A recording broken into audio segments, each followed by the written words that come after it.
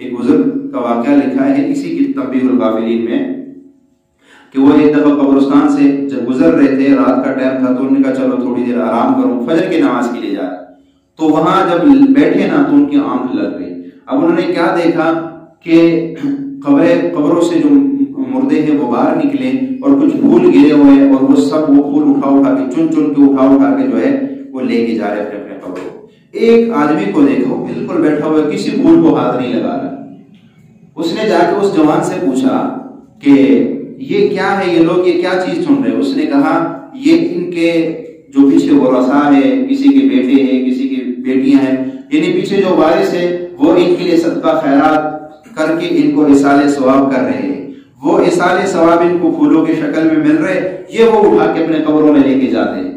तो कहा तुम इसकी कोई जरूरत नहीं, तुम्हारा कोई नहीं है। उसने कहा मुझे थोड़े थोड़े सवाब की कोई जरूरत नहीं, ये थोड़ा थोड़ा सवाब इसकी मुझे कोई जरूरत नहीं है।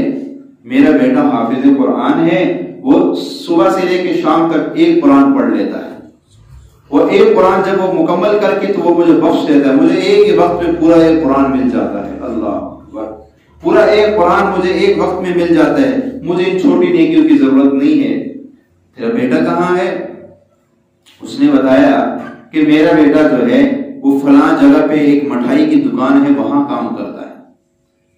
वो आदमी जो है उसकी आंख खुली, खैर उसने नमाज पढ़ी, दिन को गया उसी जगह पर जाकर तो देखा एक आदमी जो है वो मिठाई की दुकान पे नूरानी चेहरे वाला और जो है वो अपनी मिठाई भी डब्बे में पैक कर रहा है और साथ मुंह भी खिलाई जा रहा है।